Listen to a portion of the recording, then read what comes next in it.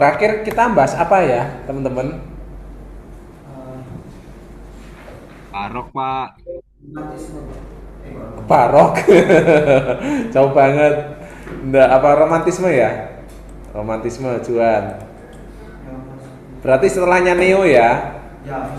Setelahnya Neo ya. Oke, yang share screen dulu.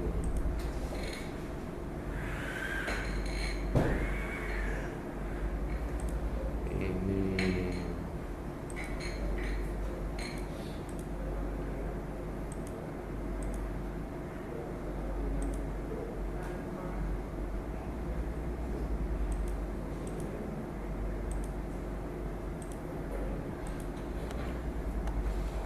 Nanti minta bantuan satu orang ya. Boleh. Romance ya, romance itu baru sudah 67 nih. Coba kita lihat 7 nih.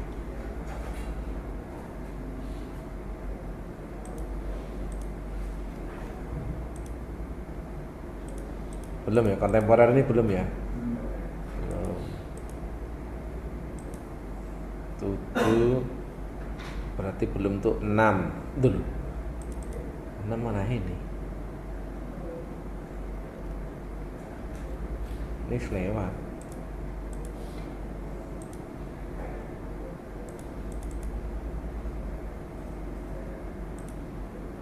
Oh ini ya, Neo ya.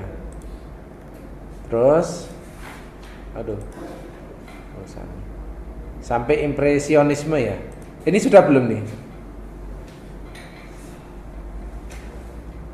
Basuki Abdullah ini. Belum, Pak. Belum. Yang ini? Oh ini. Ah ini ya. Ini ya. Oke, thank you.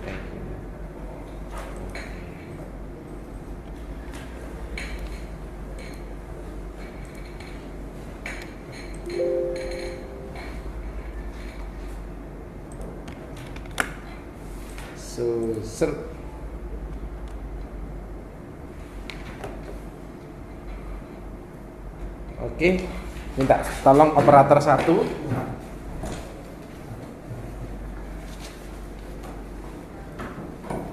Yang cewek itu namanya siapa lupa? Belum catat. Kurang tahu ya, sepertinya izin dulu, bukannya izin dari Bapak. Oh, oke. Coba cek dulu nanti, Pak. Kayaknya kalau lanang-lanang tok nggak rame. Kayaknya ceweknya ada 2 sih ingetku ya. Iya, Lara ya. Oke. Dikelihatankan zoomnya ya Mas, biar Pak Wayang memastikan teman-teman yang di online tetap ada. Nah itu. Oke. Ya, selamat malam semuanya, teman-teman yang online maupun offline. Malam ya, kembali lagi dengan Pak Wayong ini. Kita akan dongeng-dongeng lagi. Ini agak dingin nggak? Apa perasaanku? enggak. Udah pas?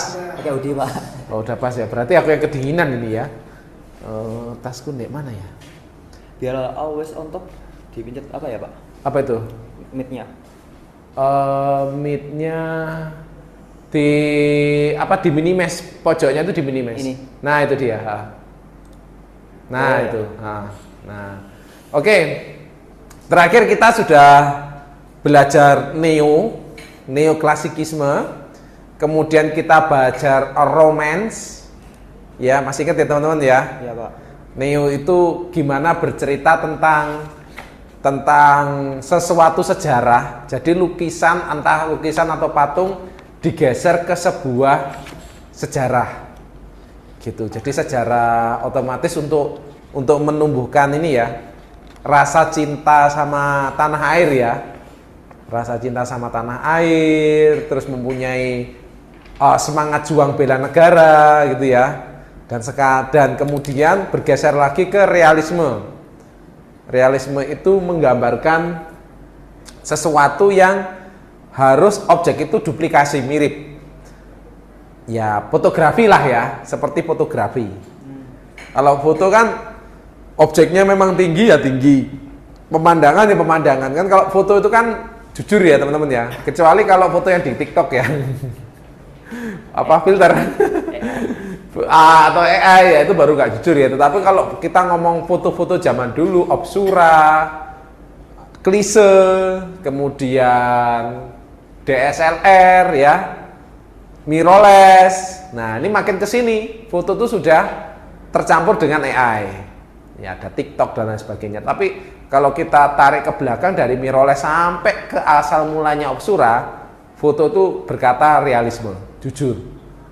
Gitu. Pantai ini indah, ya jujurnya seperti itu. Gunung ini indah, jujurnya seperti itu. Gitu ya. Jadi kalau realisme harus jujur.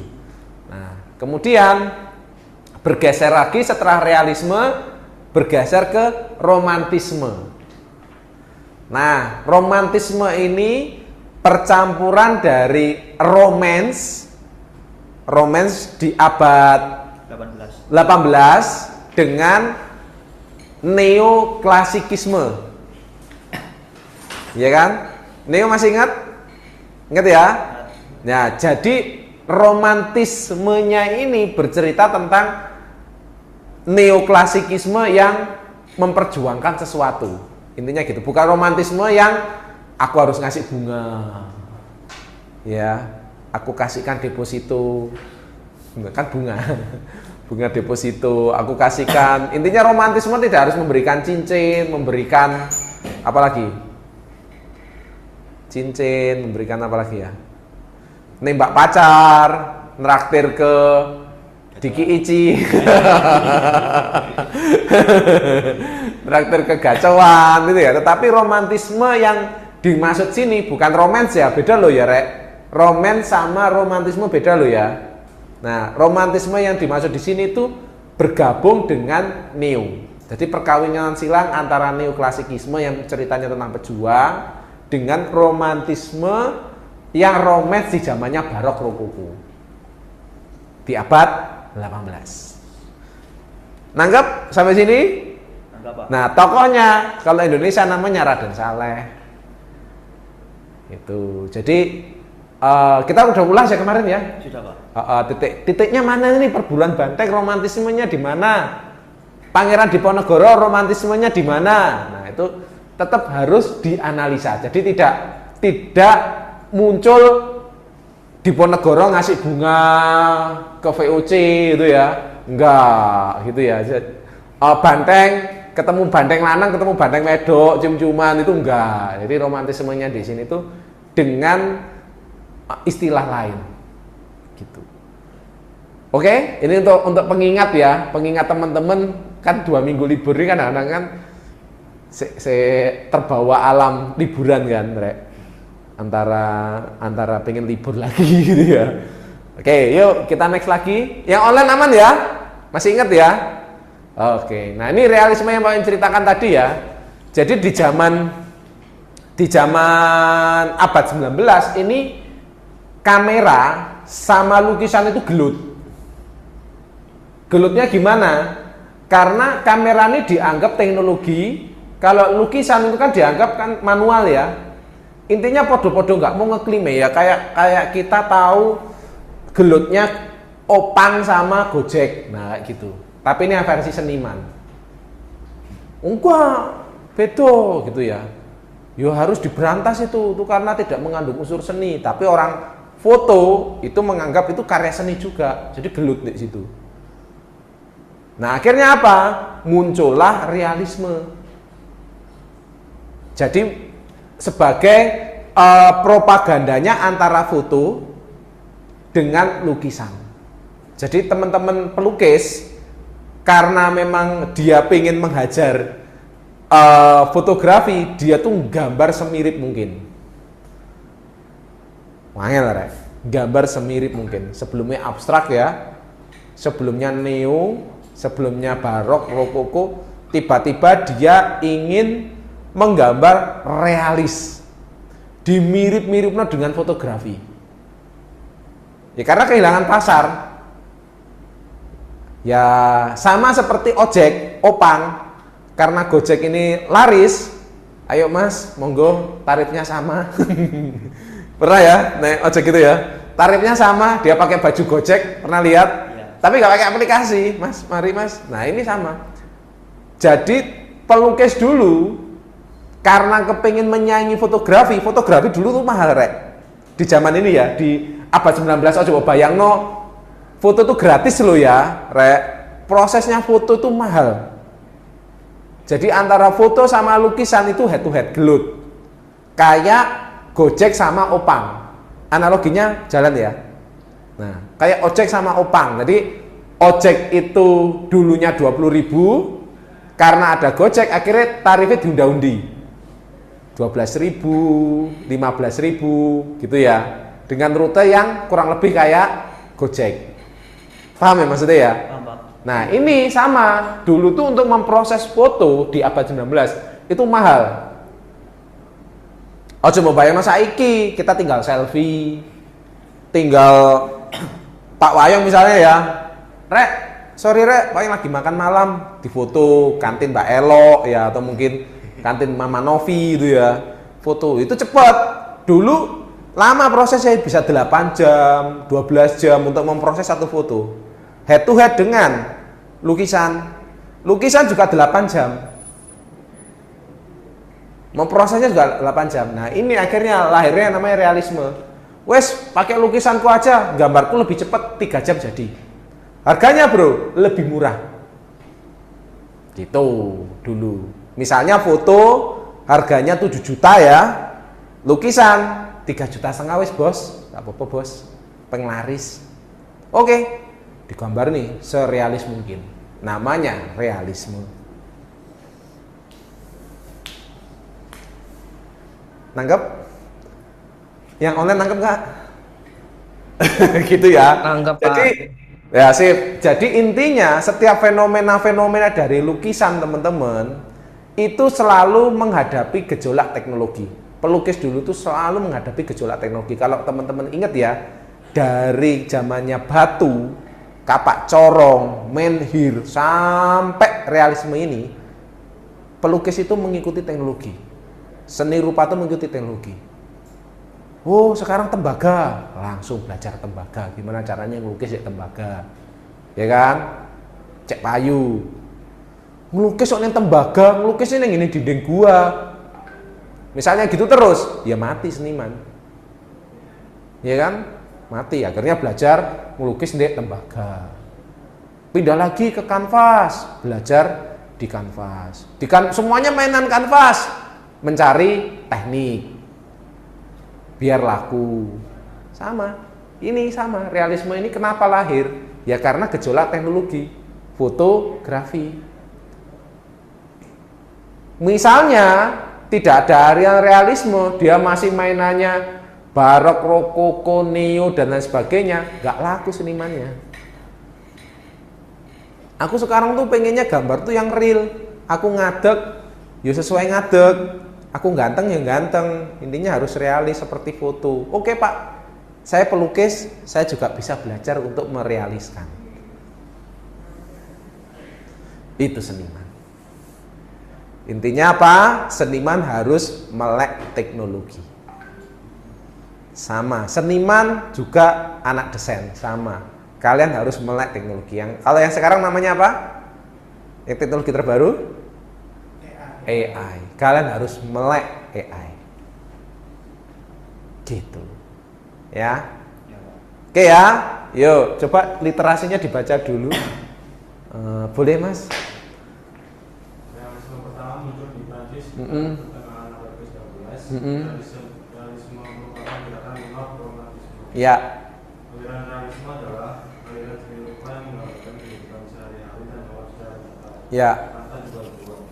Aliran ini bertujuan untuk memperlihatkan kebenaran dan kenyataan, bahkan melalui yang buruk sekali.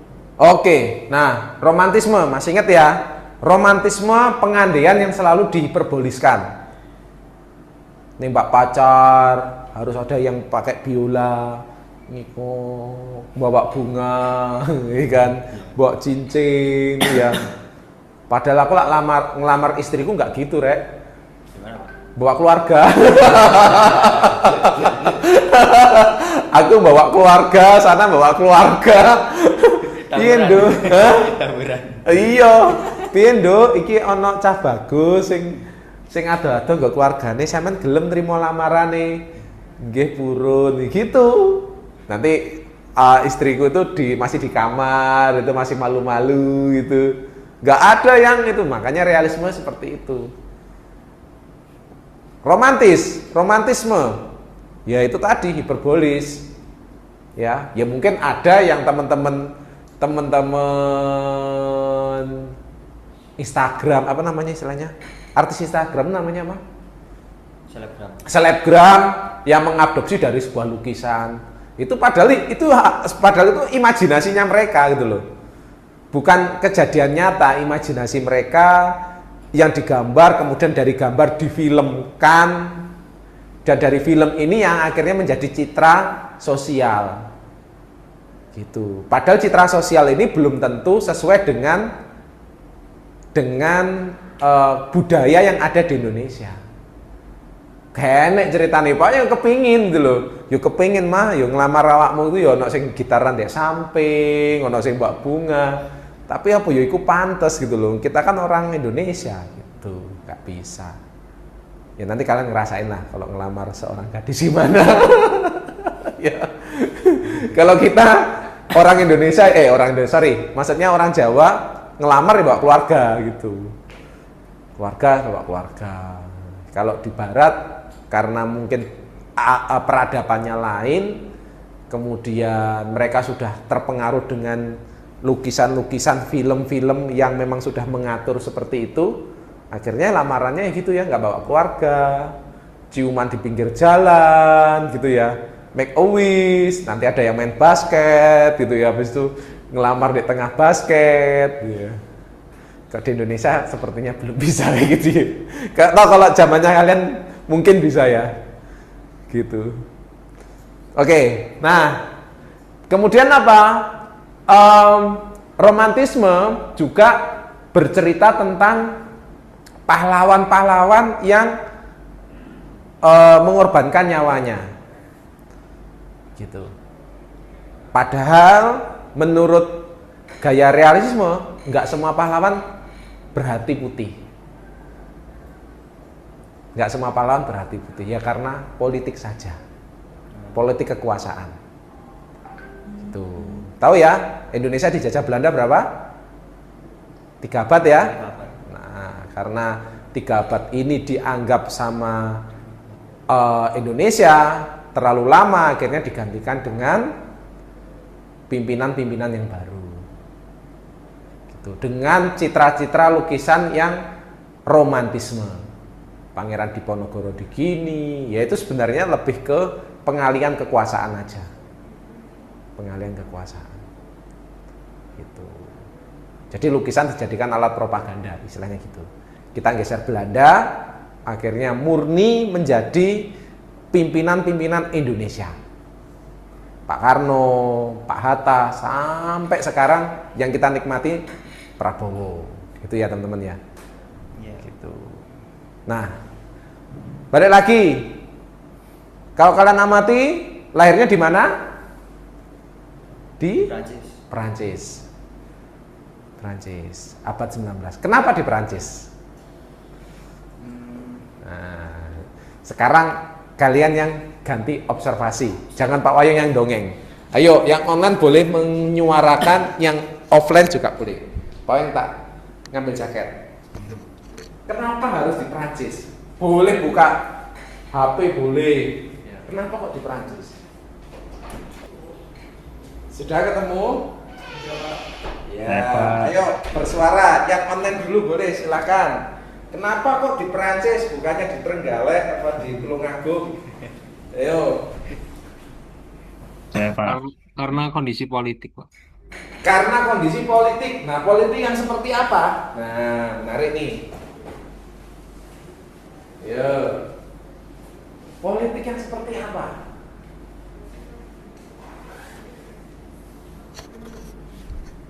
Ayo, yang selain jawabannya politik apalagi?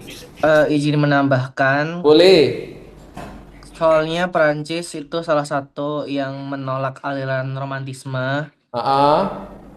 karena aliran romantisme tuh dianggap nggak realistis dan terlalu dibuat-buat. Jadi Betul. Heeh. eh karena Perancis nggak suka dan Heeh. udah muncul beberapa kayak demokratif, filsafat, dan jurnalisme. Heeh. Jadi kejadian-kejadian yang ada di sana itu tuh harus dipublish lebih realistis, makanya munculnya realisme. Oke.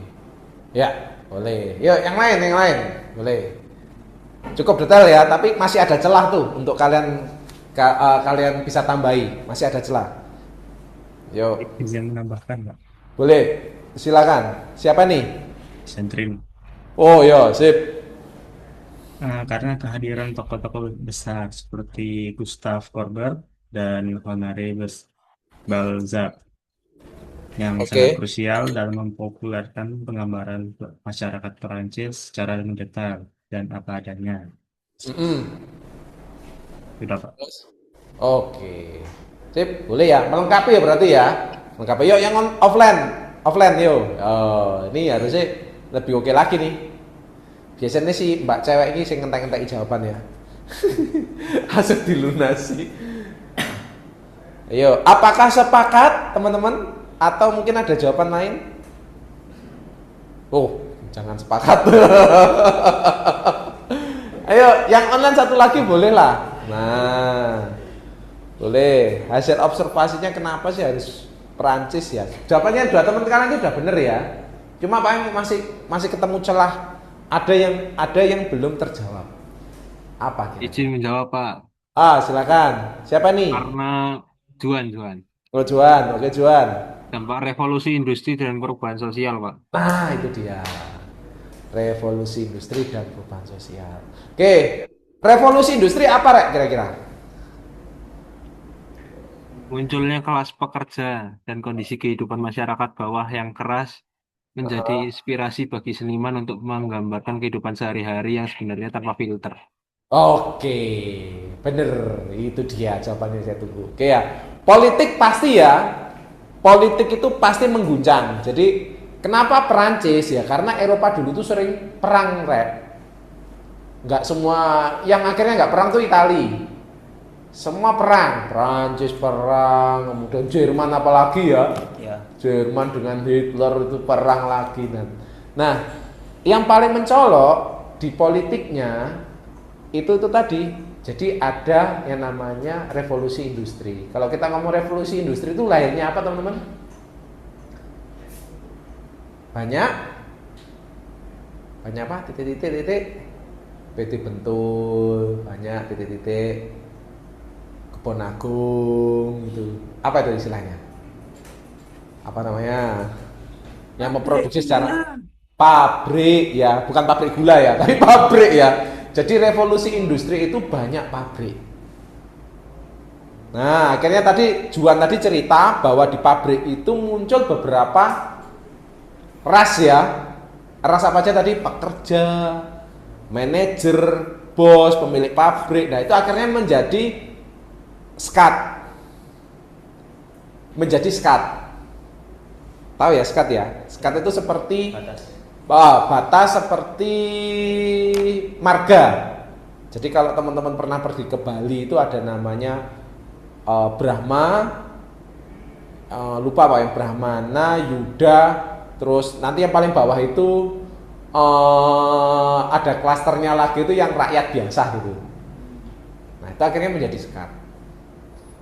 Nah akhirnya di romantisme itu banyak bercerita tentang yaitu tadi kaum burjuis dan menolak, akhirnya muncul yang namanya realisme. Itu. Jadi abad 19 itu banyak muncul pabrik-pabrik. Di situ. Di situ ya. Jadi banyak-banyak kelas ya. Oke, thank you jawabannya ya. Nah, ini musim dingin ya, teman-teman ya. Realnya seperti itu, kita geser ke bawah lagi. Nah, oke, boleh dibaca. Yang online Pak Ayah minta tolong Naura. Nah, ini Naura yang close cam ini. Bisa dibaca Naura?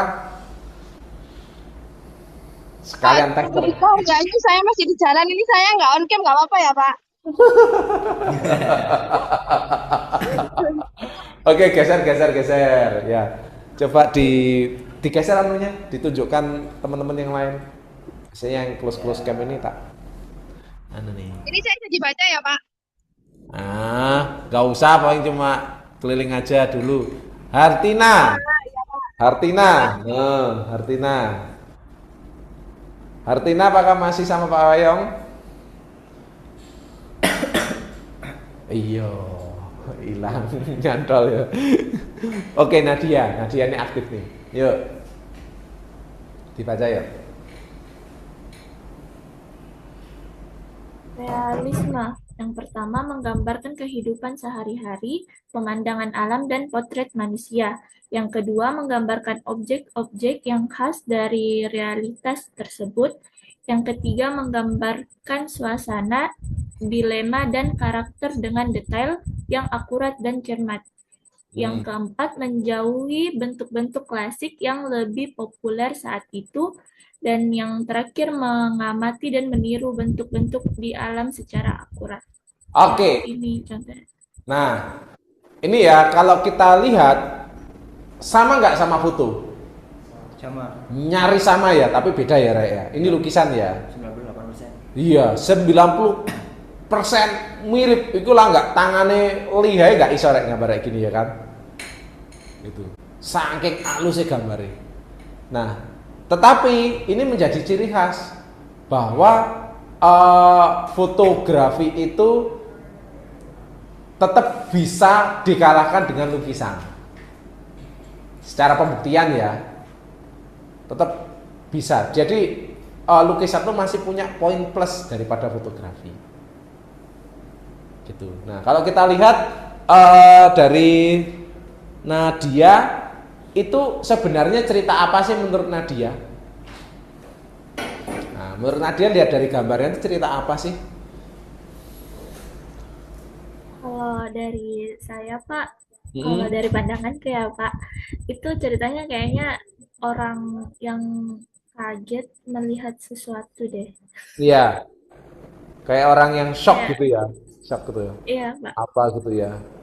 Apa kucingnya ditabrak gitu ya. Kita nggak tahu ceritanya ya. Jadi tertekan intinya gitu. Kalau Nizam apa sih? Ya, Mm-mm. Sama Pak, Ya. mungkin lebih kayak orang stres gitu Pak, Oke. karena melihat sesuatu.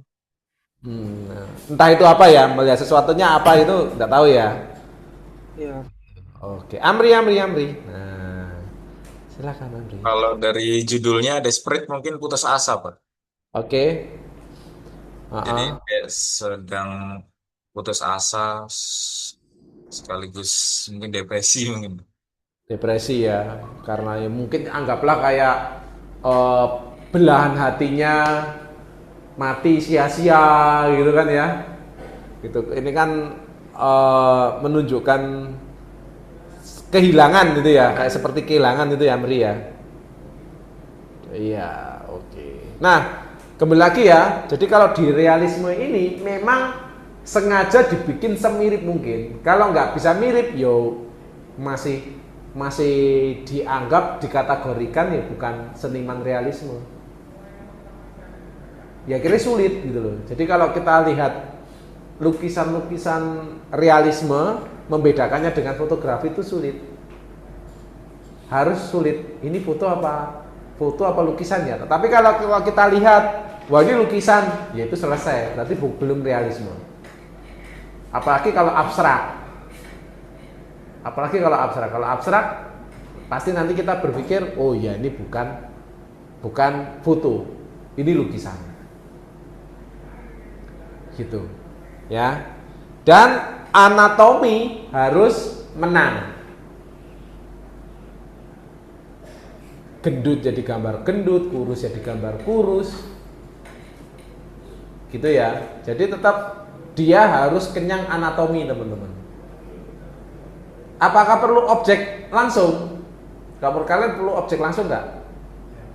Ya, harus ada objeknya langsung. Masih ingat filmnya Titanic? Masih di mana ada adegan yang sedikit agak porno ya, antara Jack sama Rose, itu gaya realisme. Walaupun dia hanya menggambarnya menggunakan sketsa, gitu. Tetapi alirannya realisme. Dia harus melihat objeknya langsung, freeze, digambar. Gerak dikit, yuk gak tadi. Gitu. Ya, bisa bayangin ya. Jangan bayangin adegannya ya, tapi tingkat kesulitannya ya, Ray ya. Jangan bayangin adegannya ya. Oke. Sip ya. Jadi realisme lahirnya di situ. Kita geser ke tempat lain. Nah, kemudian ada tokoh realisme yang berikutnya lagi. Loh Pak, terus Basuki Abdullah ini ketemu Nyi Roro Kidul? Enggak. Jadi Basuki Abdullah itu mimpi Nyi Roro Kidul gitu deh. Bukan ketemu loh ya. Bukan ketemu ya. Ini kan tokoh ini ya, fantasi ya teman-teman ya. Nah, ini Imajinasi mungkin. imajinasi maksudnya. Gitu.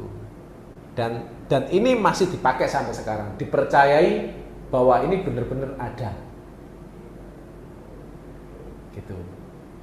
Benar-benar ada. Ya walaupun kalau kalian main ke pantai ya amit-amit ya nggak mau ketemu ya Rek ya.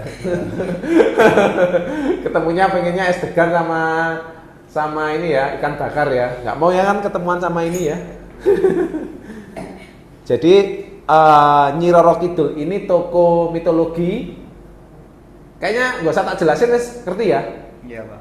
Oke, cukup ngerti ya. Jadi ya banyak film yang mengadopsi Susana, yang aktornya Susana yang sudah almarhum ini. Jadi banyak film. Sampai yang terakhir tuh Julia Perez, saya ingat saya, sama Dewi Persik. Dewi Persiknya nyanyi Blorong, yang Nyi Roro Kidulnya Julia Perez. Filmnya nggak laku, rotok horor. Tuh, terus kemudian Diponegoro. Iya. Jadi yang gambar siapa? Basuki Abdullah. Kalau ditanya Diponegoro menggunakan jubah putih itu Pak, harus semirip mungkin. Ya dia menggunakan jubah putih. Sama seperti itu. Ya, sama seperti itu. Diponegoro. Kalau Nyi Roro Kidul ditanyain apakah seperti itu? Ya mungkin di mimpinya Basuki Abdullah ya seperti itu. Kan kalau nanyain mimpi kan tolak ukurnya enggak ada tuh Rek. Kecuali kalau Nyi Roro Kidul dihadirkan di sini, nah itu beda lagi ya. Tapi kan namanya tokoh mitologi kan sesukanya senimannya. Tetapi secara anatomi harus dibikin semirip mungkin. Wanita cantik. Ya, kalau wanita cantik orang Jawa dulu rambutnya harus panjang. Tidak boleh smoothing. Tidak boleh berwarna apa saiki ngaran itu? Berwarna blonde, tidak boleh ya. Harus digambarkan serealis mungkin. Gitu. Oke? Nangkap, Rek? Yang online bisa kasih jempol kalau nangkap. Oke, sip. Kita geser ya ke berikutnya ya. Nah, ini. Kemudian kita geser ke impresionisme. Sama nggak sama realis? Menurut kalian sama nggak sama realis?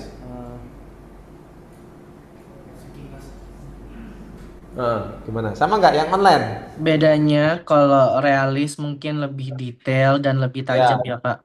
Hmm. Kalau impresionisme cuman menonjolkan cahaya, Oke, betul. kontras. Oke, betul. Impresionisme berbeda dengan realisme. Sangat berbeda, Rek. Realisme harus mirip yo. Kalau impresionisme enggak. Kalau kalian main ke siapa tahu ya, ada rezeki bisa main ke situ ya. Amin. Tempatnya enggak semirip itu, Rek, tempatnya. Gitu. Nah, coba yuk dibaca berikutnya.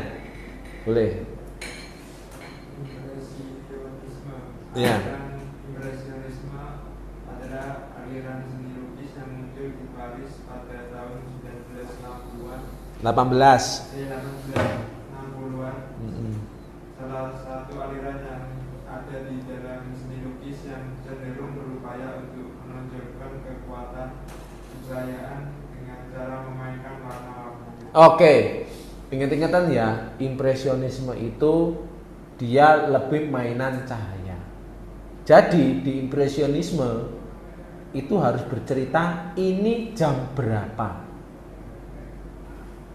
Realisme enggak. Kalau kita mundur, coba mundur baik. Nganu. Ke lukisan yang orang desperate itu tadi. Iki jam piro rek? Pagi, siang, malam, sore? Tidak terdeteksi. Ya, kayak di dalam ruangan gitu Pak. Iya, di dalam ruangan. Coba ke impresionisme. Kapan ini? Sore, pagi. Ya, antara pagi sama sore. Tepatnya pokoknya nggak tahu ya. Oh, sore. Ya. Soalnya cahayanya kemerahan. Sore. Senja lah ya. Ya. Senja. Jadi bedanya di impresionisme itu harus bisa bercerita tentang waktu. Ciri pertamanya seperti itu. Ya. Kemudian impresionisme tekniknya demblok. Catnya tuh tebel. Impress. Ditekan. Press, ditekan. Jadi rodok demblok. Tahu presiden yang lagi seneng lukis? Pak SBY. Dia tuh senang banget mengadopsi aliran yang namanya impresionisme. Pertanyaan berikutnya, impresionisme harus melihat objek langsung nggak? Harus. Wajib. Tidak boleh seperti realisme tadi. Lewat mimpi itu nggak oleh. Basuki Abdullah tadi kan yo Nyi Roro Kidul kan mimpi loh. Nah, impresionisme nggak boleh, harus melihat objeknya langsung. Gitu. Loh Pak, kenapa nggak digambarkan realis saja Pak? Ya nggak bisa, beda. Tuh, impresionisme wujudnya harus seperti ini. Tuh. Jadi kalau kita lihat ya, seperti orang yang matanya minus, nggak pakai kacamata ngelihat. Nah, istilahnya apa ya? Ngeblur. Kalau realis jelek, biasa itu ya. Kalau realis ya bukan jelek ya, ya bagus tapi ya tidak seperti ini. Jadi kayak orang minus, terus kacamatanya ditaruh. Nah ini impresionisme. Hasil gambarnya kayak gitu. Tidak detail seperti realisme. Gitu. Nanggap teman-teman yang online? Juan, nangkep ya? Oke ya. Jadi gitu ya. Pertama dia harus bercerita waktu, kemudian harus bercerita landscape, pemandangan atau tempat. Ciri khasnya. Boleh Pak menggambar objek, misalnya manusia, hewan, boleh, tetapi lebih ditonjolkan ke backgroundnya. Jadi gambar kuda gitu ya sama padang gurun. Gambar misalnya sepeda motor itu ya sak kotane pisan. Itu impresionisme. Dan gambarnya di tempat langsung, di objeknya langsung. Pak, saya mau gambar kayu tangan heritage, ya harus di sana ya, bawa pedestal, bawa kanvas, bawa cat air, buka kursi ya gambar di sana. Bukan fotonya kayu tangan kalian gambar. Nah, itu malah realisme tadi nih. Fotonya kayu tangan ya langsung kalian gambar, oh nggak bisa. Jadi impresionisme itu harus di lokasi, on the spot. Kalau terjadi perubahan waktu Pak, nah, usahakan selesai. harus cepat. Yes. Jadi impresionisme kalian kan melihat dari pagi sampai sore, misalnya 8 jam melihat itu. di kepala kalian kan wis nyeket toh rek. Jangan sampai kalian baru gambar lagi tahun depan yuk, biar ya kalian bawa sketsa karena tekniknya demblok itu kan nunggu kering. Kalian bawa pulang baru kalian finishing dengan daya ingat kalian itu boleh. Tapi ya ratus mundur sampai tahun depan ya besok atau besok lusa eksekusi. Karena dibutuhkan daya ingat kalian itu tadi. Tidak sepenuhnya langsung berarti ya Pak? Enggak, karena impresionisme itu teknik catnya itu nekan. Jadi kayak cewek masang alis ya. Alis itu kan nuwekan toh rek. Ini ada yang cewek ya. Nah, itu bisa tanya teman-temannya yang cewek ya. Jadi alis itu ditekan toh rek. Nah, itu sama, jadi diblok. Cara nggarap itu ngeblok gitu. Nah, itu kadang-kadang catnya tuh nggak kering. Kering cat itu kan suwi toh. Iya. Nah, itu. Gitu. Oke, itu ya. Gambar di lokasi bikin 80%, 50% boleh, bawa pulang gambar lagi dengan daya ingat kalian. Lupa ya ke sana lagi. Dengan sudut yang sama loh ya, coba pindah ya rek ya. Iya. Jangan kok pindah terus rada ning kene lah, malah gak karu-karuan. Harus dengan sudut yang sama. Jadi diingat-ingat, aku tadi kemarin ngadeg di sini dia. Di sini, ya aku di sini lagi gitu. Jangan pindah posisi. Itu impresionisme. Oke, kita geser lagi. Bawahnya lagi. Bawahnya lagi. Nah, ini. Boleh yang dibaca online, Pak Wayan minta tolong Sentrino. Impresionisme. Ciri-ciri.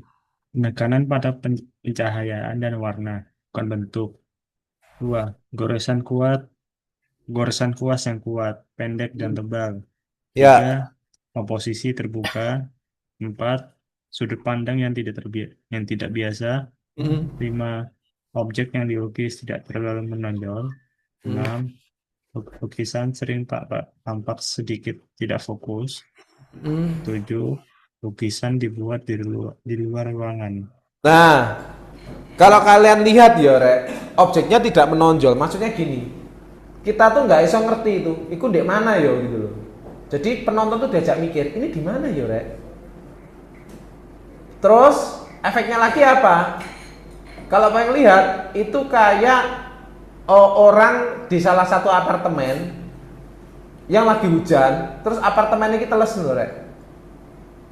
Ya kan kayak gitu kan seolah-olah. Iya.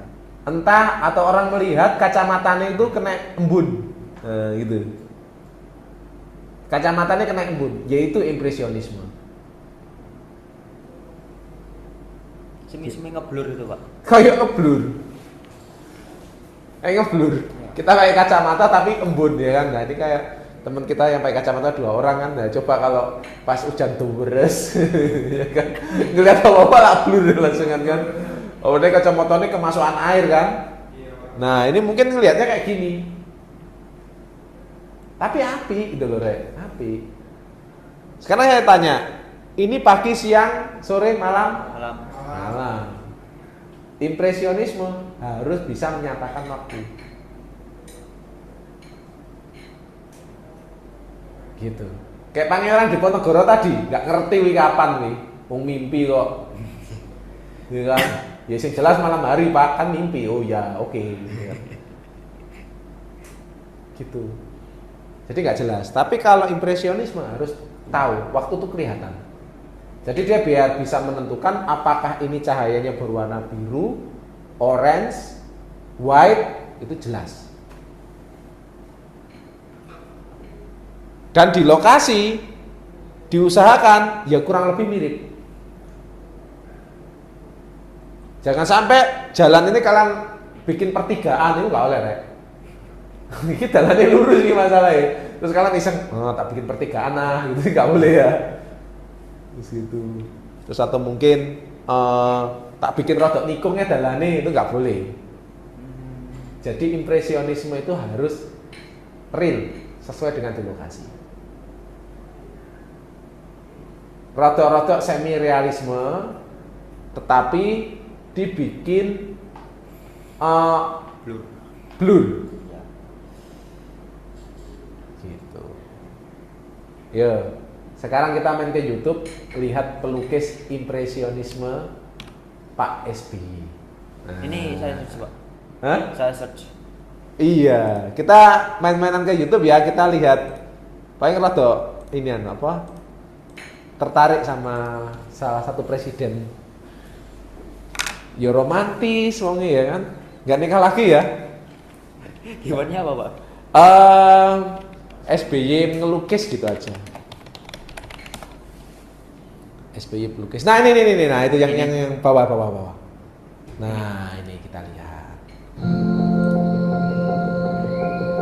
Pop dulu. Diam dulu. Yang online denger nggak suaranya? Kalau denger kasih jempol. Suaranya YouTube denger nggak?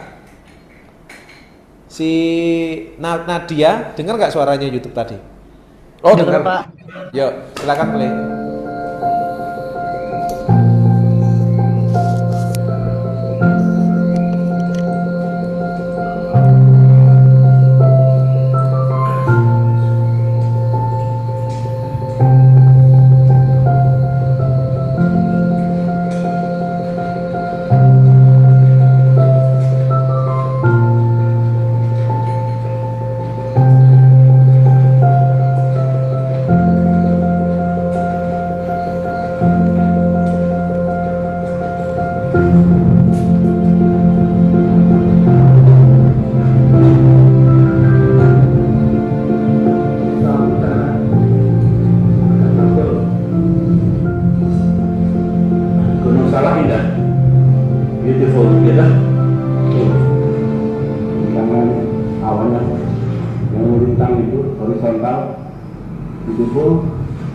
Ini saya masih tertutup, dan kalau sudah terbuka nanti juga akan bagus ini.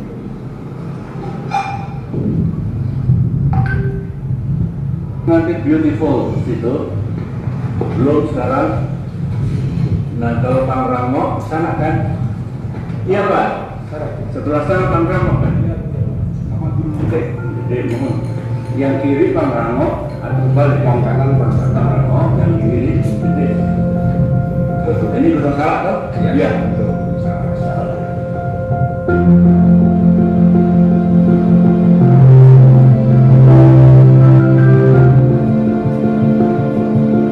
Dulu.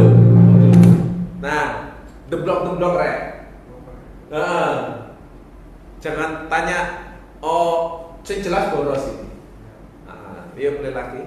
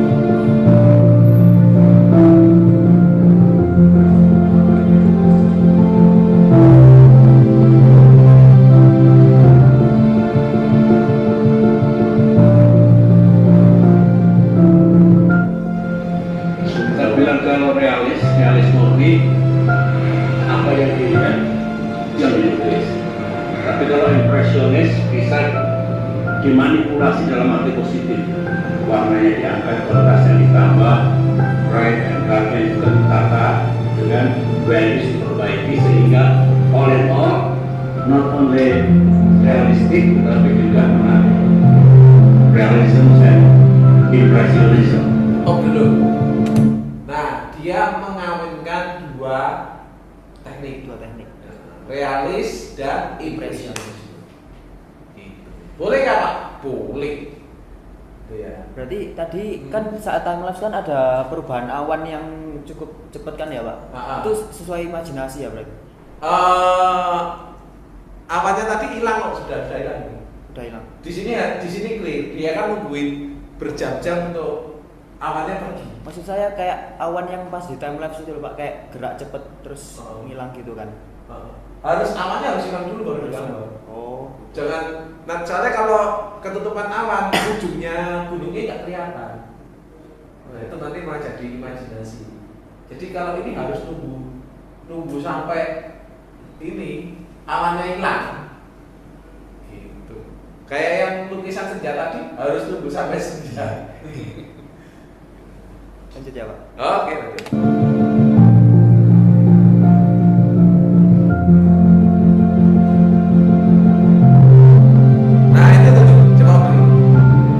Itu belakangan ada ya. It goes to studio, take 1 or 2 hours untuk namanya finishing, touch up, detail.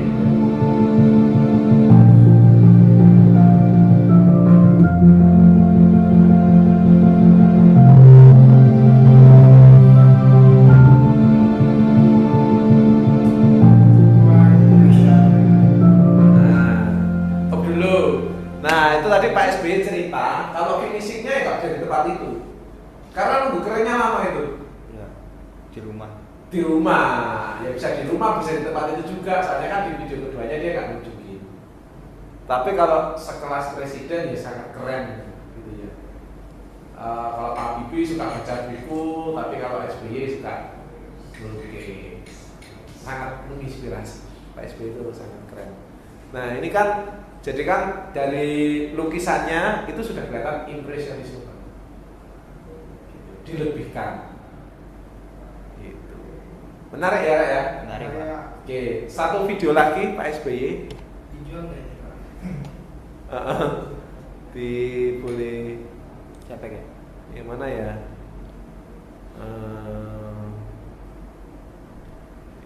Yang dia yang di bawah lagi, scroll lagi. Ini Sindoro. Bawah lagi nggak ada. 500 juta dibeli juga. Sisa short. Boleh tuh yang perjalanan ke Amerika tuh. Perjalanan ini ya? Ini dia ngelukis apa enggak ya? Mendongeng Pak.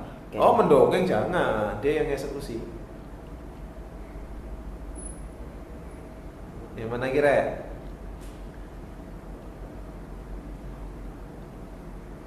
Yang paling atas boleh. Iya yang paling atas. Paling atas tadi Sindoro itu melukisnya Pak. Oh iya. Bukan ini. Ya boleh lah itu yuk. Lihat.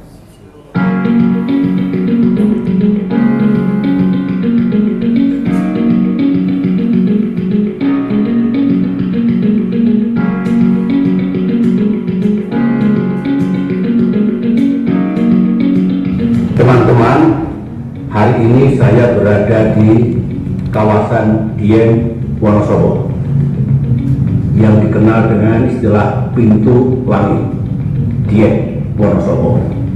Sebagaimana yang saya sampaikan kemarin waktu saya melukis di Candi Arjuno di kawasan Dieng, Banjarnegara, hari ini saya niatkan untuk melukis dari tempat ini.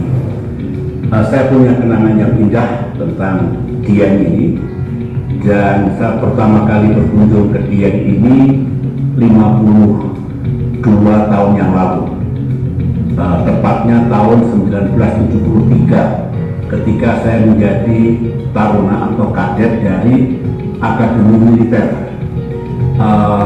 Kemudian waktu saya memimpin Indonesia, saya datang kembali dan kemudian alhamdulillah kali ini saya datang sebagai seorang yang tengah menggeluti dunia seni, termasuk seni lukis. Sebenarnya kalau cerah dan tidak berkabut seperti sekarang ini, di belakang saya ini kelihatan Gunung Sindoro, indah sekali. Demikian juga lembahnya juga beautiful. Saya pernah melukis Gunung Sindoro, Gunung Sumbing dan sekitarnya ketika foto diambil dari Gunung Prang. Tetapi kali ini yang hendak saya lukis Gunung Sindoro, tapi dilihat dari pintu langit. Sayang sekali kabut terlalu tebal dan saya tidak bisa melukis langsung.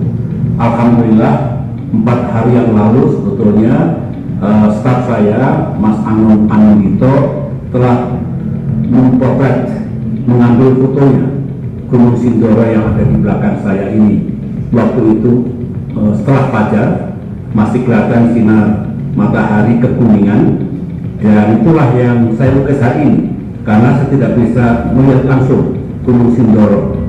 Memang ini hasil foundasinya, tinggal saya lanjutkan dengan detail dan touch up dari lukisan ini. Saya angkat memang warna kuningnya sebetulnya di foto tidak sepenuh ini, demikian juga yang lain, sehingga saya bukan hanya melukis secara realis, tetapi saya angkat warna-warnanya, saya tingkatkan kontrasnya supaya lebih impresif.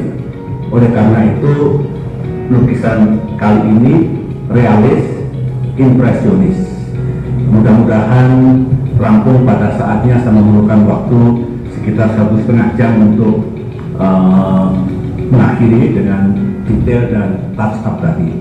Saya kira itu teman-teman, dan ini pesan sponsor, seorang yang menyenangi keindahan alam. Dieng, baik Dieng Banjarnegara maupun Dieng Wonosobo itu indah sekali. Bagi yang belum pernah berwisata ke kawasan ini, saya anjurkan kalau bisa datanglah, karena indah, hawanya sejuk. Saya pakai jaket seperti ini karena tadi pagi hawanya cukup dingin. Kalau di tempat ini tidak terlalu tinggi, tingginya sekitar 1.800 meter di atas permukaan laut. Tapi beberapa tempat di kawasan Dieng ini ada yang 2.400, ada juga yang 2.000. Bagi saya senang melukis di cuaca dingin begini karena lebih nyaman pada saat saya melukis. Itu saja teman-teman, terima kasih.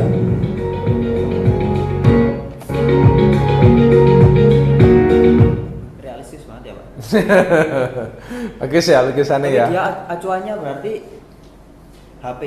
Apa HP. jepretan gambar? Iya, jepretan gambar. Sah-sah aja itu Pak. Iya, ya karena percampuran teknologi boleh. Tetapi kalau kita ngomongin di abad 19 dulu ya kayaknya impossible ya. Akhirnya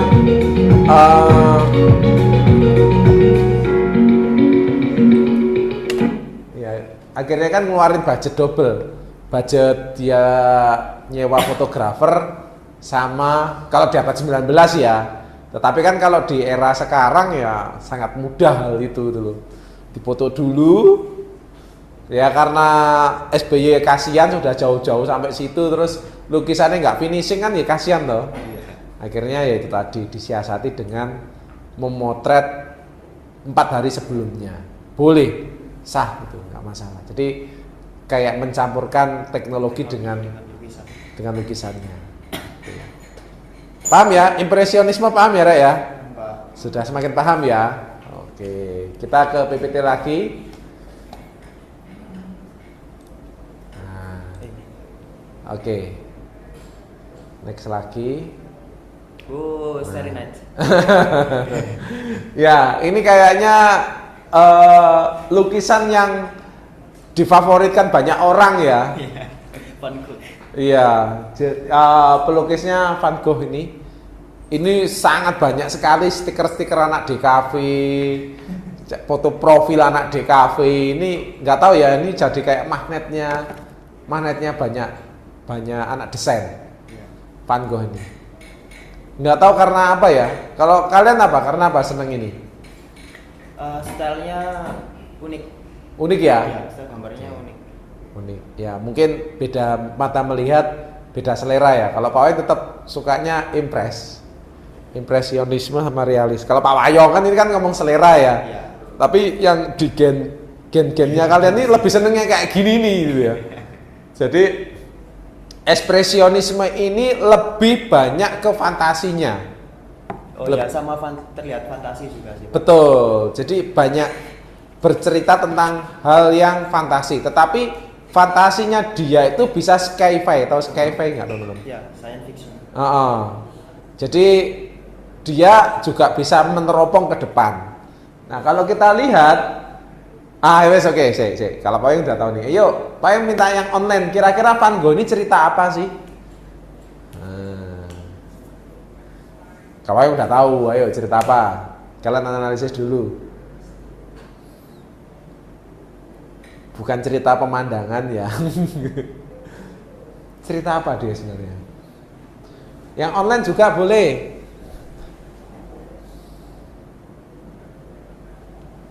Ayo.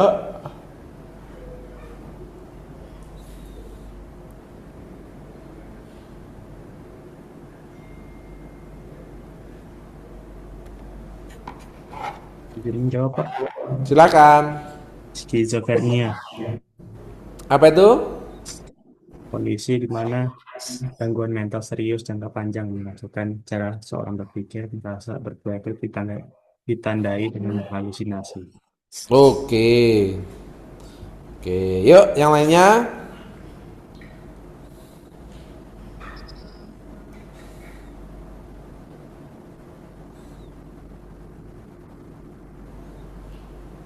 Yang offline boleh menjawab.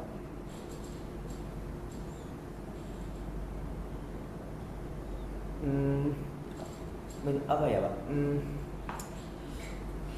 Pelukis itu seperti seakan-akan menuangkan ekspresinya, kesedihannya pada malam ini. Iya. Namun malam yang dilukiskan ini terlihat cerah daripada siang hari. Iya. Dan cerah. Terus apa lagi? Lihat detailnya apa lagi tuh? Kayak ada ombak ya? Ya, ombak. Ombak yang apa ya? Kayaknya melambangkan hatinya yang besar gitu loh. Oke. Iya. Terombang-ambing. Jadi di ekspresionisme ini tidak ada aturan-aturan teman-teman. Nah ini bisa menyimpulkan bahwa teman-teman nggak suka diatur ya.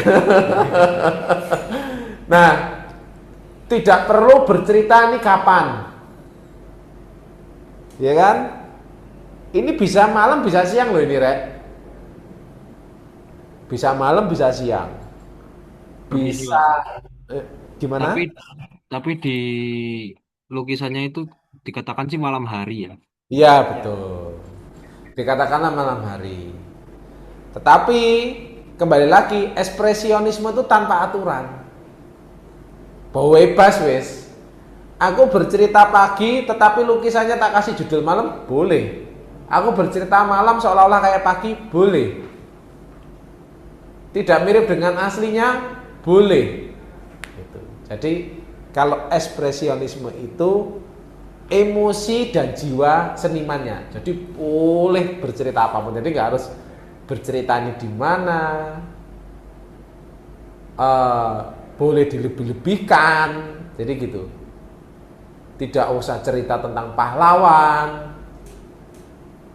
Tidak usah bercerita tentang cinta. Realis. Itu ya. Jadi kalau ekspresi itu apa tuh Pak? Ya bebas. Ya enggak? Benar enggak teman-teman? Ya Pak. Ekspresi itu bebas, tidak ada batasan. Nah sama, jadi kayak Van Gogh ini menggambarkan ini, ya apa kata hatinya? Apa kata hatinya? Kalau yang bagian depan itu, apa itu? Yang warna hitam kayak menjulang tinggi itu? Bangunan. Bangunan? Tahu saya kayaknya gereja, Pak. Bukan di pohon. Pohon apa gereja gitu, Pak? Iya. Pohon cemara dan desa, Pak. Itu. Kalau di dunia nyata apakah ada pohon seperti itu kecuali dibakar ya kan? Iya. Nah, dan itu memang ekspresinya senimannya si Van Gogh. Coba digedein gambarnya. Kenapa? Dibikin besar. Slideshow. Yang ini. Nah, itu dia. Nah, kalau itu di belakang itu kayak seperti hujan nuklir itu apa tuh kira-kira teman-teman? Kayak Iran itu ya kan, ngirim nuklir ke Israel itu. Apa itu? Kalian lihat apa itu? Apakah itu bintang? Oh. Apa sih namanya?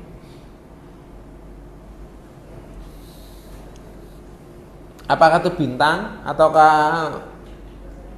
Cahaya kalau bintang, Pak, kayaknya. cahaya bintang ya? Kalau di dunia nyata apakah cahaya bintang seperti bulat-bulat kayak gitu? Tidak. Jelas enggak ya? Iya, kecil-kecil. Kecil-kecil ya teman-teman ya. Oke. Nah ini, jadi tidak ada terikat dengan teknik seni pada abad 19. Intinya bebas wis. Nah kalau kalian tahu ya arek pang lah, arek pang. Nah, tahu ya. Arek pang rock sing di perempatan-perempatan jalan wis bebas. Apa mangan dikei ya suwun ya kan. Kadikei ya suwun gitu ya. Teman-teman, jadi bebas ya. Atau mungkin anak-anak yang nenek Vespa keliling-keliling kota terus nanti di pom bensin minta bantuannya Pak beli bensin gitu ya. Yang keliling sono yang mikir sini ya kan. Nah, terus dari sini seniman juga bisa bercerita tentang sindiran. Gitu. Jadi si Van Gogh ini bisa menyindir juga loh teman-teman ya. Bisa menyindir juga. Jadi ekspresinya itu kalau kita lihat sebuah kecemasan ya, hubungan manusia dan alam yang tidak harmonis. Ya bisa jadi pohon-pohonnya diganti sawit gitu ya. Terus akhirnya menjadi bencana ya. Bisa menjadi bencana tanah longsor kan? Nah, itu bisa jadi tsunami, itu tsunami yang melahap warga. Lah ini kan Van Gogh gambarnya 889 terjadinya 2026 loh guys. Dari 2025 ini terjadinya. Ya bisa kan alam mencari keseimbangan kan? Iya. Akhirnya karena alam tidak baik-baik saja akhirnya menjadi seperti itu. Mencari keseimbangan. Alam itu tetap mencari keadilan, keseimbangan. Gitu. Oke ya. Kita tinggalkan Van Gogh ya. Oke, slide berikutnya. Nah, ini juga sama. Tadi yang baca terakhir sini ya. Yang online yuk. Hamdan. Yuk. Silakan Hamdan. Silakan. Ya, Pak. Ekspresionisme. Ekspresi emosi yang kuat dan mendalam. Dan penggunaan warna yang ekspresif seperti warna cerah dan kontras. Selanjutnya ada penekanan pada bentuk dan garis yang dramatis seperti bentuk yang distorsi atau garis yang berliku-liku. Selanjutnya ketidakteraturan dan ketidaksempurnaan. Terakhir ada melukis objek secara subjektif. Oke. Nah, kalau di sini kita lihat ya, warnanya pun bebas. Mau kalian mau warnanya dibikin tebel-tebel boleh, tipis boleh, bebas. Kemudian ketidakaturan juga bisa bebas. Nah, ini lukisan ini bercerita tentang gereja-gereja yang ada di Eropa. Nah, itu biarawan-biarawati ya teman-teman ya. Ini tak percepat aja. Kemudian ngapain? Di situ digambarkan sebuah malaikat ya. Malaikat ini gelut. Ya kan saja ini nggak logis banget ya. Malaikat itu kan digambarkan kan suci. Kecuali malaikat pencabut nyawa ya teman-teman ya. Lemah lembut, penuh kesopanan. Tetapi di sini digambarkan malaikat itu aja kayak manusia, gelut. Gitu. Gelutnya ini sama Daud, teman-teman. Daud itu ya tokoh di kitab juga gitu loh. Bukan Daud yang kemarin kan ya, Pak?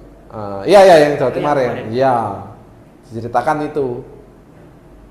Jadi pada intinya senimannya memberi sindiran satir. Tahu ya sindiran satir ya? Menyindir.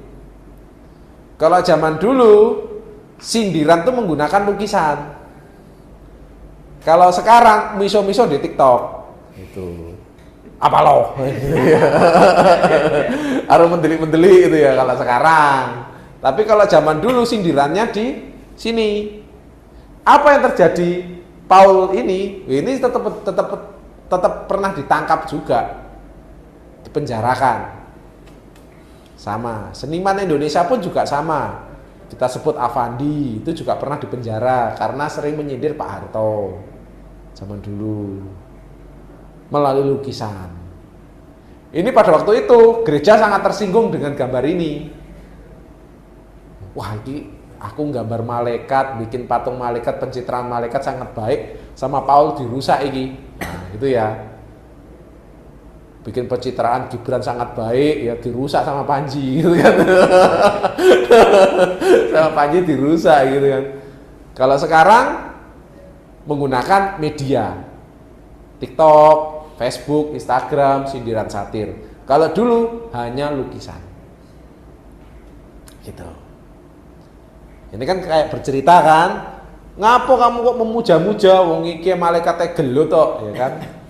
Ngapain kamu ngoyo-ngoyo memuja-muja gitu. Jadi seolah-olah seperti itu. Jadi dulu sindiran satir itu melalui media lukisan. Gitu, ya. Apakah sah, Pak? Sah, karena alirannya adalah ekspresionisme. Beda ya, sama sebelum-sebelumnya beda ya? Iya. Beda. Lebih sci-fi. Nah, rada fantasi. Iya, fantasi. Rada fantasi. Van Gogh tadi ya fantasi, tapi Van Gogh tadi masih ada etikanya ya. Dia menggunakan sindiran satir manusia dengan alam. Yo tidak menunjukkan objek tertentu. Kalau ini agama banget nih. Ini agama banget ini. Tuh, agama banget. Ya bukan agama Islam jelas bukan ya, ini antara Katolik sama Kristen itu. Bukan juga Buddha ya, ini bukan Buddha ini. Oke, paham ya? Ekspresionisme ya. Jadi tidak ada batasan-batasan. Seniman boleh bercerita apapun. Nyindir boleh, miso-miso boleh. Intinya bebas, tidak sesuai dengan fakta boleh, bebas sakarmu pokoknya. Sesuka hatimu, namanya ekspresionisme. Yuk, kita ingat-ingat kembali ya. Apa aja? Realisme. Terus apa aja lagi? Ekspresionisme. Terus apa lagi? Impresionisme ya. Nancep ya? Masih nancep. Nanti ujian bo. Nanti. Yang penting nancep dulu ya di kepala ya. Iya, orang engko kayak Juan Barok, Pak. Orang Barok tak kan ceritanya kan banyak kan. Ada neo ya kan? Ada romantisme, ada romance. Beda yo, romantisme sama romance beda ya. Terus baru mundur lagi barok rokoko ya. Ingat-ingat ya, Rek. Ini sekarang kita ke ekspresionisme. Oke, sampai di sini ada yang mau tanya belum? Oh, ini sebelum ke Avandi. Ada yang mau tanya belum? Baik pagi. Apa? Oke. Ada yang mau tanya? Aman? Kalau aman kasih jempol mungkin. Hamdan. Oke. Ya. Sangat jelas ya? Jelas ya, ekspresionisme. Iya, silakan. Gimana ya? Susun kata dulu. Boleh. Ini kan tema ekspresionisme bebas menuangkan bebas. sesuatu. Betul. Apakah harus ada konsepnya gitu? Kan bebas. Tetap ada harus ada konsep ceritanya. ya. Betul.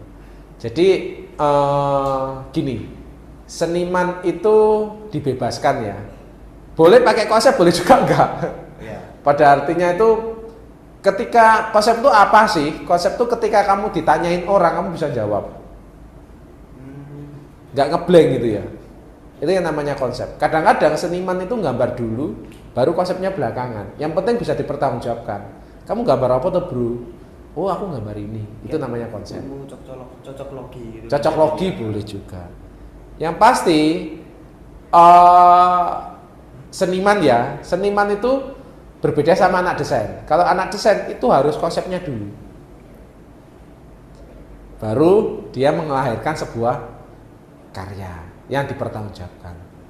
Kalau seniman boleh juga tanpa konsep, yang penting nanti di endingnya dia harus bisa bercerita.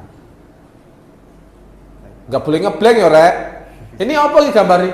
Aku dewi sampai saiki gak ngerti. Ini gambaran apa ini gitu ya. Wah itu kasihan pengunjungnya ya. Sudah dia menghabiskan waktu datang ke situ, lihat pameranmu, ditanyain kalian ngangoh-ngangoh, itu kasihan pengunjungnya ya kan. Sama aja dia minta pendapatmu tersesat. Gak apa-apa, kalian gambar awal tidak punya konsep, tetapi endingnya akan melahirkan sebuah konsep baru, boleh. Sip, terjawab? Oke, mantap. Yuk, yang lain? Itu ya. Ini kayak kaidahnya dengan ekspresionisme ya. Tetapi kalau impres yang sebelum-sebelumnya wajib punya konsep. Iya. Aku harus gambar Gunung Sindoro, moro-moro dari Gunung Bromo ya ora oleh. Karena di situ ya kok tadi Bromo iki. Jadi ya nggak boleh. Harus sesuai apa yang dia lihat. Oke, kayaknya wis jelas nih. Yuk kita geser yuk. Nah, ini tokoh yang paling cerita tadi. Nah, namanya Pak Afandi ya. Ini musuh bebuyutannya Pak Harto. Pak Harto tuh agak nggak seneng sama lukisan. Apalagi lukisan yang digarap sama beliau. Karena dia kongsiannya Pak Karno. Pak Karno sangat suka sekali sama seni. Nah, Pak Afandi ini sering menggambar sindiran satir yang Pak yang ceritakan tadi. Jadi dijadikan alat sindiran. Nah kalau kita lihat ini kejadian 1944 ya, di mana rakyat Indonesia baru ya mau merdeka. Iya. Oh iya, 1 tahun. Iya, 1 tahun sebelum merdeka ya. Kita lihat di situ masih menggunakan capil. Intinya tidak menunjukkan bahwa rakyat Indonesia itu sejahtera. Situ. Nah, itu sebenarnya kalau kita melihat aja yuk kita nonton Afandi dulu yuk. Ayo lihat Afandi dulu ya. Kayaknya seru nih Afandi nih. Sebelum aja cerita panjang ya, ini di Jogja nih. Nah, siapa Afandi gitu boleh. Nah, di film ini ya? Iya boleh, nggak apa-apa. 1 jam ya boleh kok.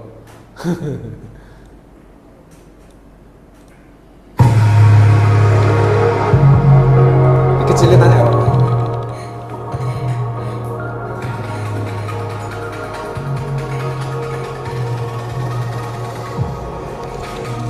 Salam prestasi. Halo sahabat budaya, salam literasi dan salam prestasi. Sama seperti biasanya, Pak Bim senantiasa mendoakan kamu supaya sehat selalu, semangat belajar dan tercapai semua cita-citanya. Nah, kali ini kita akan membahas biografi dari salah satu maestro seni lukis Indonesia. Siapa dia? Yaitu Afandi Kusuma. Baik, tanpa basa-basi, kita masuk ke bagian prolog. Afandi memiliki nama lengkap yaitu Afandi Kusuma. Nama yang begitu sederhana, tetapi sangat terkenal dalam dunia seni rupa, tidak hanya di Indonesia, tetapi sampai ke mancanegara. Afandi juga identik dengan karakter yang rendah hati, tetapi urusan karya, beliau tidak pernah main-main. Afandi begitu produktif dalam membuat karya seni lukis. Sepanjang hidupnya, kurang lebih sekitar 2000 karya seni lukis sudah dipamerkan di berbagai belahan dunia, seperti London, Amsterdam, Paris, Roma, India, sampai benua Australia dan Amerika. Afandi Kusuma adalah salah satu putra dari pasangan Raden Kusuma dan Ibu Lajem. Lahir di Cirebon pada tahun 1907. Ayah Afandi bekerja sebagai mantri ukur pabrik gula di Ciledug, Jawa Barat. Posisi dan pekerjaan yang ditekuni oleh sang ayah menjadi buah manis untuk Afandi, sehingga Afandi dapat mengenyam bangku pendidikan dalam sistem kolonial Belanda, mulai dari HIS, MULO, hingga sampai ke AMS. Meskipun demikian, bakat melukis yang begitu kental telah mengalahkan disiplin ilmu lain dalam kehidupannya. Sejak kecil, Afandi memang gemar menggambar dan telah memperlihatkan bakat seninya sejak sekolah dasar. Namun, dalam seni lukis, benar-benar dia geluti pada era 1940-an. Sebelum Afandi menjadi terkenal karena karya-karyanya yang luar biasa, beliau juga sempat menjadi seorang guru dan pernah bekerja sebagai tukang sobek karcis, serta membuat gambar reklam bioskop di salah satu gedung bioskop yang ada di kota Bandung. Nah, jadi dulu gedung bioskop itu bukan dicetak di Maestro itu. Jadi pelukis itu payu. Yo bikin cetakan bioskop, bikin X banner, pertemuan gitu. Dulu lah kelas, kalau sekarang kan ya jelas kegeser ya. Ngapa melukis yo, kita langsung cetak aja ke Maestro, ke Uvindo itu lebih cepat. Kalau dulu masih melukis. Jadi seniman lukis itu laku. Di zaman ini sudah ada bioskop, berarti sudah ada filman ya Pak? Oh, udah ada. Itu poster filmnya itu dilukis juga berarti? Dilukis juga ya? Dilukis. Jadi kalau di zaman dulu kan masih menggunakan itu loh, klise. Oh ya? Kayak layar tancap. Teman-teman belum pernah layar tancap ya? Pernah. Pak Yop masih ngalami. Dulu waktu Agustus, 17 Agustus itu mesti muter di lapangan. Oh iya. Di desa itu rame-rame bawa sama orang tua, beli kacang itu ya layar tancap. Kalian nggak pernah ya? Pernah nonton G30 SPKI. Oh, iya oke. Itu kayaknya Pak Harto itu ya, versi Pak Harto. Ya oke, nah itu kayak gitu. Jadi, nah karena kamera klise itu sulit, akhirnya nyetaknya ya harus pakai jasa pelukis. Ya, bayangin aja yuk, melukis di sebuah kain gede itu jadi poster. Keren. Yuk, play lagi. Saja, pekerjaan tersebut tidaklah berlangsung lama karena ketertarikannya pada dunia seni lukis. Pada tahun 1930-an, dalam biografi Afandi, beliau bergabung dengan kelompok 5 di Bandung yang beranggotakan 5 orang pelukis Bandung dan semuanya telah memiliki andil besar terhadap perkembangan seni rupa Indonesia. Mereka adalah Barli, Sudarso, Hendra Gunawan, Wahdi, dan Afandi sendiri. Afandi juga merupakan pemimpin dari kelompok tersebut. Kelompok ini memiliki pengaruh yang cukup besar dalam perkembangan seni rupa Indonesia. Di tahun 1033, Afandi menikahi seorang gadis kelahiran Bogor yang bernama Mariati dan memiliki seorang putri yang diberi nama Kartika Afandi. Sebagai tambahan informasi bahwa Kartika Afandi juga merupakan seniman lukis yang meneruskan jejak sang ayah. Pada tahun 1943, berkat pameran tunggal pertamanya yang diadakan di Gedung Putra Jakarta. Nama Affandi menjadi seperti matahari, terang benderang, dan matahari lukisnya terus berkobar sampai melalang buana ke benua Asia, Eropa, Australia, dan sampai ke Amerika. Pada tahun 1974, beliau diberi gelar Dr. Honoris Causa dari University of Singapore. Tepat sebelum tahun 1974, pemerintah Indonesia memberikan penghargaan berupa museum yang didirikan tepat di atas tanah yang pernah menjadi tempat tinggal sang empu lukis Indonesia ini, dan diresmikan oleh Menteri P dan K pada masa itu, yaitu Fuad Hasan. Kisah unik yang lain dari seorang maestro lukis Indonesia ini adalah ketika beliau mendapatkan tawaran beasiswa untuk kuliah melukis di Akademi Santiniketan yang ada di India. Affandi pun menerima beasiswa tersebut. Namun sesampainya di sana, beliau ditolak dalam program beasiswa tersebut. Alasannya karena pihak Santiniketan menganggap bahwa Affandi tidak memerlukan pelatihan melukis lagi. Beliau menggunakan biaya yang telah diterima dari beasiswa tersebut untuk menggelar pameran-pameran keliling India. Beliau tinggal di India selama kurang lebih 2 tahun. Dari sanalah namanya kian menggema di dunia seni lukis dan merupakan salah satu pelukis terbaik yang berasal dari Indonesia. Tetapi di balik gemerlap prestasi dan gemerlapnya dalam dunia seni rupa, lepas dari itu semua, Affandi adalah seorang yang rendah hati. Beliau menjuluki dirinya sendiri sebagai pelukis kerbau karena beliau tidak begitu tertarik untuk membaca teori-teori mengenai teknik melukis, karena beliau lebih senang mempelajarinya dengan praktek secara langsung. Ia juga sering mengatakan bahwa dirinya ini lebih pantas untuk disebut sebagai tukang gambar. Beliau pernah berkata, "Saya melukis karena saya tidak bisa mengarang. Saya itu tidak pandai ngomong.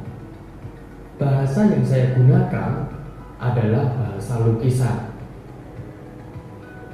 Itu adalah kata-kata yang pernah dikeluarkan oleh sang maestro. Affandi dikenal dengan cara melukisnya yang istimewa dan khas. Affandi memiliki ciri khas tersendiri dari pelukis-pelukis yang ada di dunia. Ia lebih sering melukis dengan cara menumpahkan langsung cairan cat dari tubnya lalu menyapunya dengan jari-jarinya. Atau bisa dikatakan kuas yang dipakai Affandi adalah jari-jari tangan dari beliau sendiri. Nah, Om Dulu. Beliau ekspresionisme itu tidak harus menggunakan kuas. Ya, bisa tangan menggunakan langsung media apapun. boleh. Beda sama yang sebelum-sebelumnya harus menggunakan kuas. Ya. Harus menggunakan teknik realis, terus impres.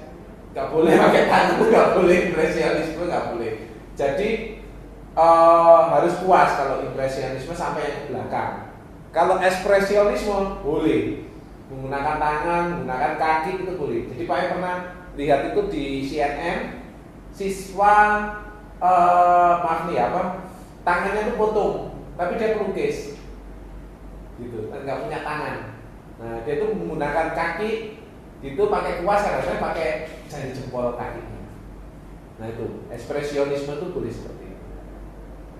Oke ya, yuk beda lagi. juga sering bermain dan mengolah warna untuk mengekspresikan apa yang ia lihat dan rasakan.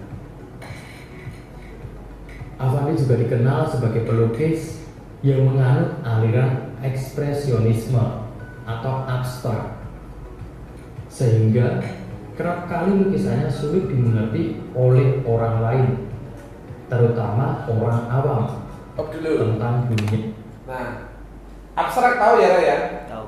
Nggak usah tak jelaskan ya. Jadi abstrak itu kayak gini. Nah ini apa sih? Jadi kalau mungkin orang awam lihatnya kapal rusak ya. Tetapi sisi keindahannya di situ. Jadi karena beliaunya itu lebih ke ekspresionisme, akhirnya gambar kapal ya sakarepku gitu.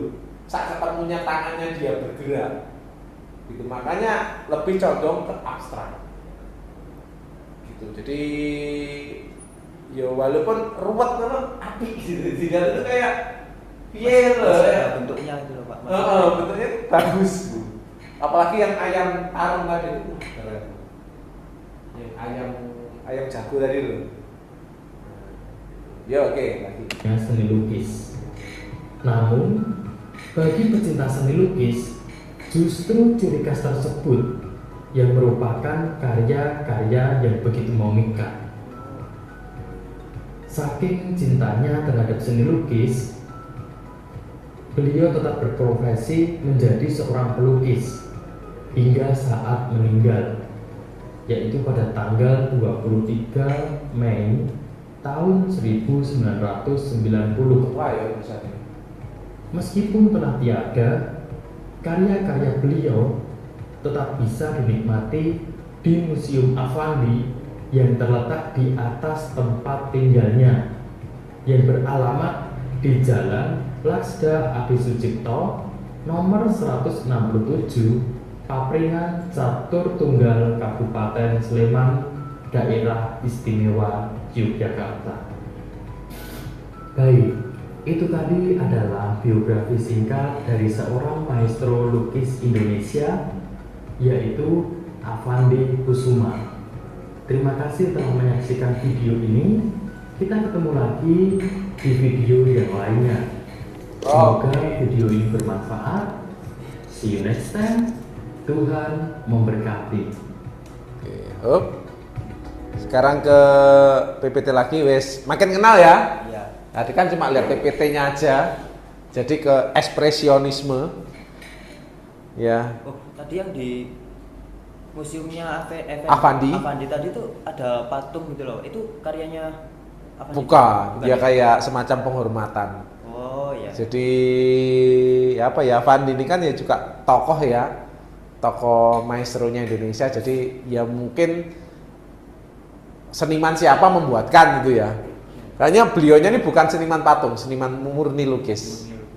Murni lukis. Ya kalau seniman lukis disuruh buat patung ya pada mencotot aja.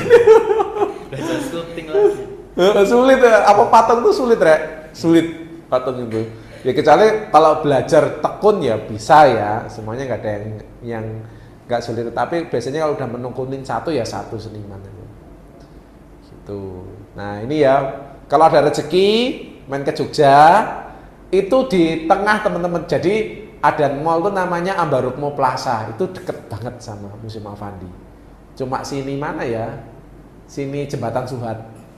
Gitu. Jejer satu red sama mallnya Jogja, Ambarukmo Plaza. Gede tempatnya. Nah ini ya. Jadi lukisannya ekspresionisme dan abstrak. Gitu. Ya. Oke, bisa lanjut? Bisa. Yuk. Nah. Oke, ini yang berikutnya adalah Fauvisme. Ini yang terakhir ya. Terlalu banyak nanti over memori nanti. Fauvisme. Iya, oke yuk. Bisa yang offline dibaca. Oh iya, iya boleh saya. Oh.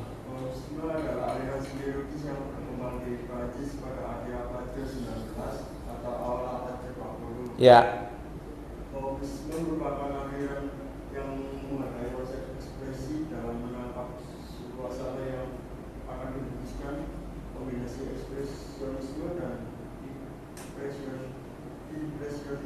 Oke.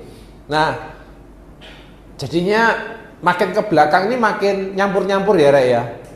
Kita membedakannya agak semakin sulit ya.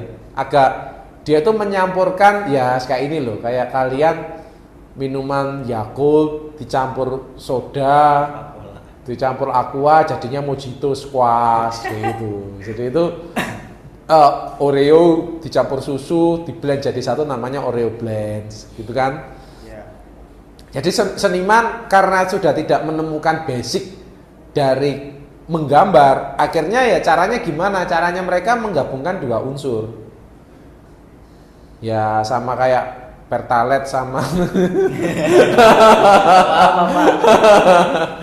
kayak om kita ya, Om Bahlil yang sering offset. Nah ini jadi percampuran dua paham. Nah kayak Jokowi, kayak SBY tadi kan sama kan? Berarti Ekspresionisme sama apa tadi? Ekspresi, saya keliru. Realisme sama Tapi kan tidak ada labelnya gitu loh. Tidak ada label nama yang baru. Dia hanya murni mencampurkan dua unsur. Berarti nyebutnya fauvisme atau tetap dua tadi, Pak? Dua tadi boleh. Oh. Kayak sama aja kalau kita nonton film komedi, koma action, koma thriller gitu. Boleh, itu boleh. Nah, itu kalau misalnya genre film ya. Nah, ini jadi kalau kita lihat fauvisme dia penggarapannya ekspresi banget. Boleh menggunakan kuas, boleh juga enggak. Gitu. Intinya kalau ekspresi kan bebas toh, Rek. Bebas, tidak ada batasannya, dan impress itu tadi tetap impress itu harus dia menekankan pada objek secara langsung ya gitu, jadi dia tetap menekankan objek secara langsung. Dan impress itu mainan apa teman-teman? Mainan apa? Penekanan cahaya. Impress kata kuncinya penekanan cahaya. Ngeblok, diblok, harus warnanya itu harus ngeblok. Penekanan waktu juga ya, Pak? Sama penekanan waktu. Nah, gitu. Tetapi karena ini digabungkan dua unsur ya, dia bebas. Mau cerita malam, siang itu bebas. Tapi kalau kita analisa ini bisa nih teman-teman. Nah ini yuk tebak-tebakan, ini pagi, siang, malam. Ya, malam tetapi di dalam ruangan ya. Dan itu bisa apa yang analogikan itu jendela. Di sebelah kiri menunjukkan halaman rumah yang sudah mulai gelap. Tetapi di dalam ruangan tetap terang. Gitu, ya. Baru ngerti ya, Rek. Lukisan itu ternyata misteri ya. Kan dari dulu kan kalian kalau lihat lukisan, oh ya wes gitu, lukisan gitu aja kan. Iya. Sekarang kan lihat lukisan akhirnya mikir loh kan. Banyak teorinya. Iyo. Gitu. Banyak teori dan banyak ceritanya. Nah, ini namanya aliran fauvisme. Oke ya. Yuk, next lagi. Nah, ini juga ya, jadi dia tetap mengawinkan ya. Boleh menggunakan tangan atau kuas, rada sedikit ngeblur. Impress kan ciri-cirinya kan gitu kan? Iya. Agak sedikit ngeblur. Boleh nggak Pak? Itu belum tentu loh. Kalau ekspresionisme belum tentu perahunya satu, bisa juga 3 atau 4. Karena dia ingin berekspresi satu ya diceritakan satu. Gitu. Terus kemudian pemilihan warnanya ya mencolok ya. Kontras, cerah serta terang, menyampaikan pesan apa yang pada pikiran serta gagasan dimiliki oleh para pelukisnya. Jadi tetap harus ada yang diceritakan, tercurahkan di hatinya, harus ada. Oke. Coba kita scroll lagi, masih ada voiceisme yang lain. Oh, oke. Kubisme enggak usah ya. Ya. Nanti over memory teman-teman. Ya, Pak. Oke, sampai Fauvisme. Ada pertanyaan yang online maupun offline. Silahkan.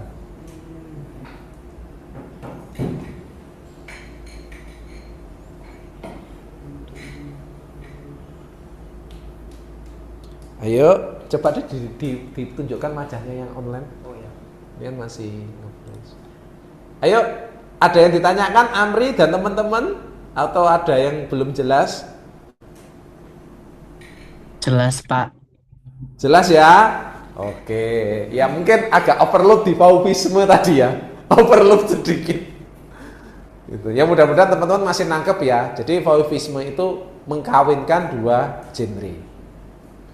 Dua teknik. Genre lah film sih. Dua teknik ya. Oke, ada yang tanya online? Offline? Ada yang mau didiskusikan? Sangat aman? Oh ya. Apa ya? Boleh, nggak apa-apa, santai aja. Kalau lebih dari dua teknik. Boleh. Namanya juga Fauvisme juga. Oh, tapi tetap ada landasannya. Berarti kan konsep ya.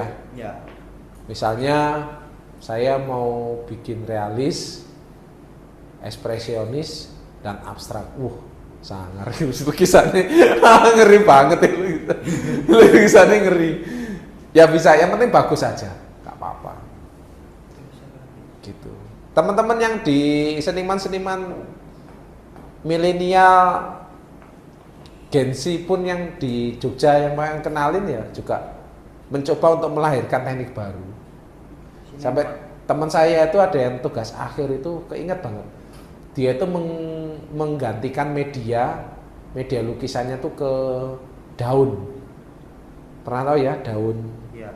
Daun-daun dia itu sampai eksperimen daun jati, daun macam-macam daun itu dilukis, habis itu dilubang sama dia, disemprot pakai pilok, namanya eksperimen ya, semprot pakai pilok, gitu, untuk melahirkan teknik baru, gitu, teknik lukis baru, dan ya sulit tepan. Namanya melahirkan baru kan ya sulit, Rek. Iya.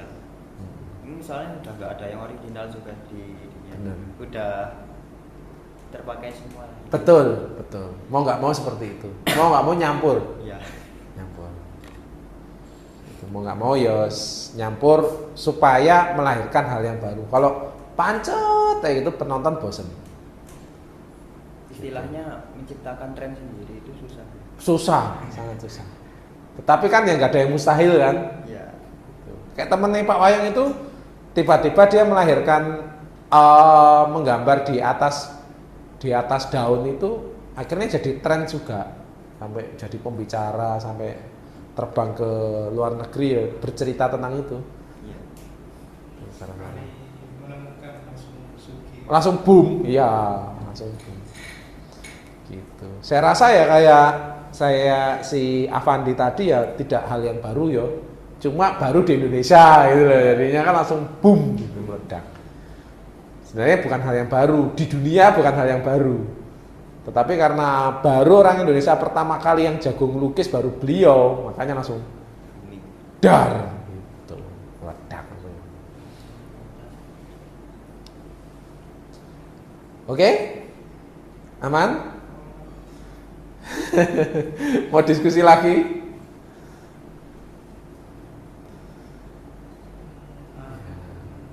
Teman-teman depan aman, Rek? Mulai kedinginan. Wes ya, disimpan dulu, nanti ditulis. Kalau saya penasaran, kita absen. Tuh. Oke. Saya kembali ya, Pak. Oke, terima kasih. Ya. Nah, sip, Pak yang absen dulu. Oke, sambil Pak nunggu Pak yang ngutak-ngutik ini ya, kalau ada yang mau tanya monggo lho, Rek.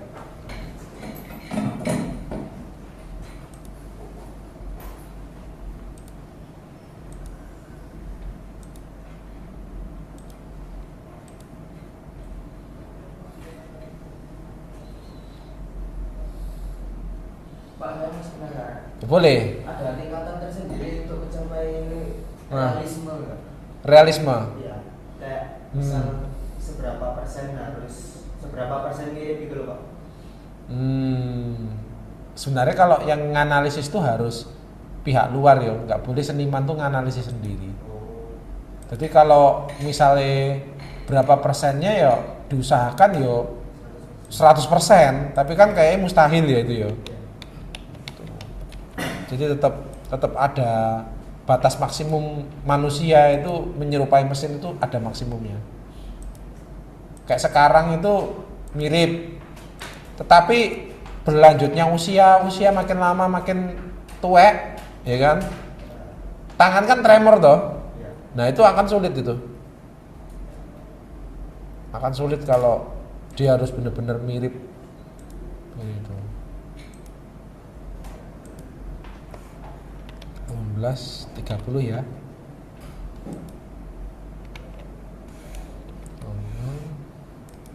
Eh 20:30.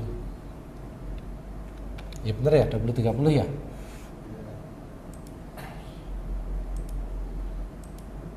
Itu tadi karena si pelukis tuh kehilangan pasar, sangat kehilangan pasar. Maka dari itu perlu menciptakan hal baru. Ya, ekspresi.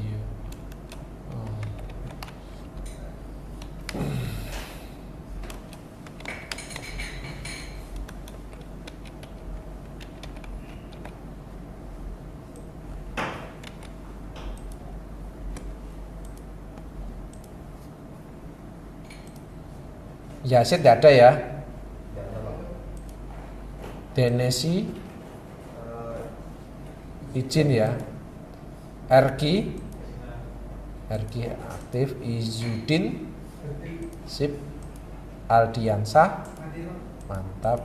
Rizal mantap. Rizal. Zaki sip. Zulaikah tak izin aja. Kayaknya di grup ada yang izin 2. Wes ya, yang di sini wes aman semua ya. Oke. Teman-teman yang online, terima kasih ya atas perhatiannya ya. Kita ketemu minggu depan.